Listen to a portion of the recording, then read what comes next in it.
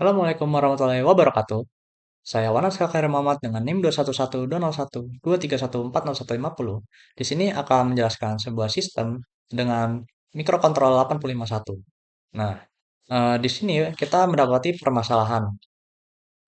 Misalnya, kita tuh nggak tahu apa sebenarnya kompos itu bisa dibilang benar-benar matang. Bukan sekedar dingin, tapi kompos ini stabil dan siap dipakai untuk tanaman.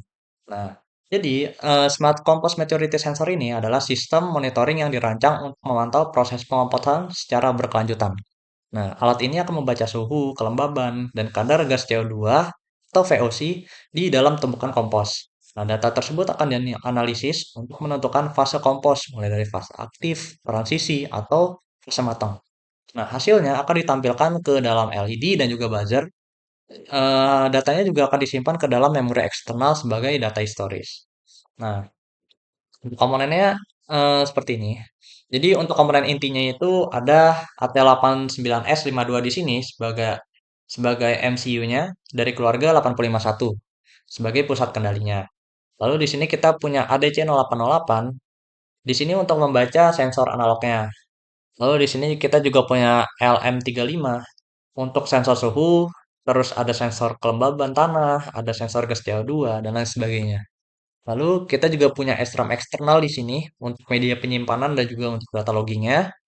Lalu kita menggunakan IC pendukung juga seperti 74HC373 untuk flash alamatnya dan juga 74HC138 untuk address decoding.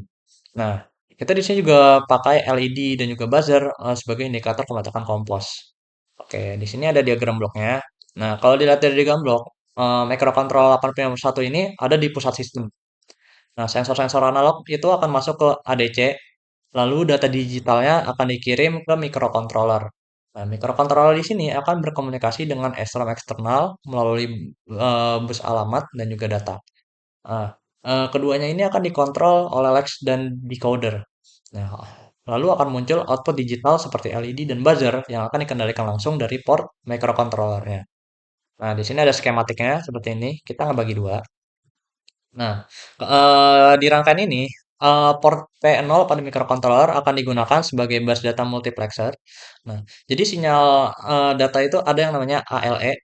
Nah, di sini itu akan nge-latch alamat rendah melalui IC74HC373. Nah, sementara alamat tingginya akan dikirim lewat port P2. Nah, jadi IC74HC138 itu tugasnya memilih perangkat mana yang akan aktif, apakah SRAM, ADC, atau modul input outputnya. Nah, dengan cara ini, satu bus itu bisa dipakai untuk banyak perangkat tanpa adanya konflik satu sama lain. Oke, selanjutnya kita ke teknik decoding alamatnya. Nah, di sini kita ambil permisalan, misalnya mikrokontrol 8051 itu sebagai kurir, yang mana kurir itu akan membawa paket kan, yang berisi alamat. Alamat ini kita tulis dalam format DPTR. Nah, jadi DPTR ini itu alamat rumah lengkap dengan 16 digit. Nah, tiap 85 persatu ini pakai perintah, itu eh, dia itu akan bilang sistem ini mau baca atau tulis data ke rumah di alamat ini. Nah, masalahnya di luar sana itu kan ada banyak alamat rumah, misalnya alamat rumah untuk RAM, untuk ADC, untuk LED, untuk tombol dan lain sebagainya. Nah, di sini RAM 74HC138. Jadi dia itu nggak akan peduli isi alamatnya lengkap atau enggak. Dia cuma ngelihat tiga angka depannya aja. Misalnya A15, A14, A13. Nah, ketika si cara kerjanya itu ketika misalnya A15, A14, dan A13 ini akan membuat suatu banner antara 0 dan 1. Nah, misalnya eh, ada kasus di mana si alamat ini mulai dari alamat 000. Nah, misalnya si sensor 74HC138 tadi itu akan membuka misalnya pin Y0. Nah, pin Y0 ini akan mengarahkan ke SRAM. Nah, begitu pula dengan yang lainnya. Misalnya kalau 001 itu Y1 yang aktif akan mengarahkan ke ADC. Nah, kalau 010 dia bakal Y2 yang aktif yang akan mengarahkan ke input outputnya. Nah, proses ini itu kita sebut dengan memory map input output. Kenapa disebut begitu? Karena LED itu akan terlihat seperti RAM. ADC akan terlihat seperti RAM. Semuanya akan diakses pakai alamat. Nah, di mata 8051 ini tuh cuman baca dan tulis memorinya. Padahal sebenarnya di balik layar, kadang itu bisa jadi adalah RAM, bisa jadi ADC, bisa jadi input output. Nah, lalu di sini kita juga masuk ke bagian logging. Nah, logging ini ibaratnya kayak pencatatan data. Nah, anggap aja setiap sensor dibaca itu akan tertulis satu baris. Misalnya di byte 0, byte 1, byte 2, sampai byte 5. Jadi total ada 6 byte. Nah, di masing-masing itu ada keterangannya. Misalnya byte 0 itu waktu di bagian bawah. Terus byte 1 itu waktu di bagian atas. Byte 2 itu suhu, byte 3 itu kelembapan, byte 4 itu gas, byte 5 itu status kompos. Nah, jadi lengkap itu satu baris ada 6 byte. Lalu di sini juga akan masuk ke proses ring buffer. Nah, ring buffer ini bisa kita analogikan sebagai sebuah rak buku melingkar. Jadi kalau penuh, dia akan nulis dari awal lagi, data yang lama akan ke override. Kita akan menyimpan di bagian headnya, di mana di situ adalah halaman terakhir yang ditulis. Nah, selain di situ, kita juga akan menyimpan detailnya. Nah, detail di sini adalah halaman yang terakhir dibaca. Hal ini bisa membuat data yang kita proses itu lebih cepat dan juga bisa menghemat RAM internalnya. Nah, jadi proses teknik decoding ini kalau kita bisa persingkat adalah si 8051 ini akan membawa sebuah alamat, lalu 74HC138 itu yang memfilter alamat tersebut untuk dikirimkan ke masing-masing eh, rumah. Nah, rumahnya itu tadi kan ada RAM, ada ADC, ada LED. Nah, nah, di sini itu si sensor ini juga akan memanipulasi seolah-olah ketiga hal itu menjadi satu data memori.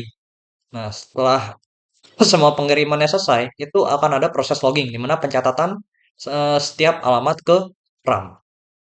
Oke, kita lanjut ke algoritma programnya. Di sini yang pertama itu ada inisialisasi.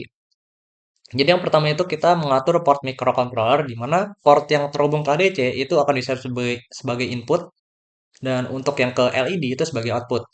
Nah, pengaturan sinyal ADC seperti WR, RD, dan juga INTR itu akan berada dalam kondisi awal yang stabil. Lalu kita masuk ke inisialisasi variabel dan penunjukan memori yang digunakan untuk menyimpan data pengukurannya. Lalu yang terakhir, kita akan ngeload si threshold ini, atau nilai ambang batas, yang digunakan sebagai perbandingan tingkat kematangan kompos. Nah, setelah tahap ini selesai, sistem akan masuk ke proses loop utama, di mana di sini akan ada proses pengukuran secara berulang. Nah, di proses ini itu akan ada proses akuisisi data sensor. Jadi data yang diambil dari ADC 0804 itu akan mengubah sinyal analog jadi sinyal digital. Proses ini akan dilakukan secara berurutan untuk setiap sensor. Nah, urutannya adalah yang pertama itu pasti adalah microcontroller yang memberikan sinyal WR untuk memulai proses konversi ADC-nya. Terus yang kedua, sistem itu akan nunggu hingga pin INTR pada ADC berubah ke kondisi low, yang nandain kalau proses konversinya itu telah selesai. Nah, yang ketiga, microcontroller akan mengaktifkan sinyal RD dan juga membaca data digital dari port data ADC. Nah, yang terakhir, nilai data hasil konversi tadi akan disimpan dalam register microcontroller untuk diproses lebih lanjut. Nah, di sini selanjutnya adalah penyimpanan data ke memori eksternal. Nah, di sini data yang tadi kita proses akan disimpan ke SRAM menggunakan metode ring buffer. Nah, pada metode ini data akan disimpan secara berurutan. Jika kapasitas memori penuh, maka penulisan data akan kembali ke alamat awal yang tadi dan akan menimpa data yang paling lama. Nah, dengan cara ini, sistem itu akan selalu menyimpan data terbaru tanpa mempedulikan proses penghapusan memori. Oke, lanjut ke pengolahan datanya. Nah, untuk mengurangi pengaruh noise dan fluktualisasi sesaat, sistem itu nggak akan menggunakan satu nilai sensor sebagai dasar keputusannya, tapi akan menghitung rata-rata dari beberapa data terakhir. Nah, hasil rata-rata ini akan dibandingkan dengan nilai ambang yang telah ditentukan. Jadi misalnya jika nilai berada di atas ambang tertentu, kompos akan dianggap masih dalam fase aktif. Sebaliknya, jika nilai berada di bawah ambang atau stabil dalam periode tertentu, nah berarti komposnya akan dianggap mulai matang atau malah telah matang. Nah, Di sini kita kan telah mengeset juga kan, ada fase kompos. Jadi misalnya jika suhu rata-ratanya lebih dari 55 derajat, sesuai dengan tiga sampel yang telah kita proses, nah, maka fase akan aktif dengan status dekomposisi akan cepat. Nah, terus jika suhunya turun dan juga CO2 menurun, nah di sini transisinya akan ke matang. Lalu di sini kriteria matang itu kita definisikan juga adalah ketika suhunya kurang dari 40 derajat Celcius dan juga CO2-nya rendah, serta kelembaban data rentang optimal selama beberapa sampel. Nah, di sini kita set kondisi juga. Jika kondisinya matang, maka LED hijau akan menyala dan juga ada buzzer notifikasi. Lalu kita akan menyimpan flagnya ke EEPROM di snapshotnya. Nah, jika kelembaban terlalu rendah, maka juga ada notifikasi untuk watering. Nah, di sini kita tandai dengan LED kuning. Nah, di sini ada dua proses. Yang pertama ada user input, di mana di sini adalah tombol untuk mode manual atau kalibrasi sensor. Lalu yang kedua ada backup periodik, di mana data akan di backup setiap 12 jam. Lalu kita akan menuliskan ringkasannya. Ringkasan ini itu berupa data rata-rata per periodenya ke dalam EEPROM dari eh, I2C tadi. Nah, di sini adalah implementasi kode dari penjelasan tadi. Kodenya memang cukup panjang. Nah, di sini ada penjelasan ringkas operasi fungsional sistemnya. Jadi yang pertama, MCU tadi akan men-trigger ADC untuk setiap kanal sensornya. Tiga sensor tadi itu kan ada suhu, kelembaban, dan juga kadar CO2-nya. Lalu nilai mentah pada sensor akan disimpan sementara, kemudian akan diakumulasikan untuk moving average.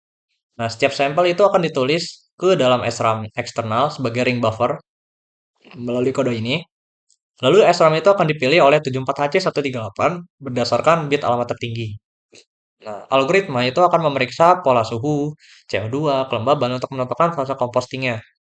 Ketika kriteria matangnya sudah terpenuhi, maka sistem akan mengeluarkan notifikasi berupa LED hijau dan juga buzzernya akan menyala. Nah, seperti yang tadi udah saya bilang, periodiknya ini akan terbackup setiap 12 jam melalui snapshot atau summary yang ditulis ke EEPROM I2C sebagai backupnya. Nah, semua input output digitalnya dari tombol atau LED, buzzer, dan juga relay itu akan dihandle melalui peta alamat ini. Nah, hal ini tuh akan memudahkan debugging dan juga memory map kontrolnya. Nah, jadi sistem smart compose sensor ini akan bekerja dengan prinsip pengukuran berkala, mulai dari penyimpanan data historisnya, lalu analisis berbasis rata-ratanya untuk menentukan tingkat kematangan kompos.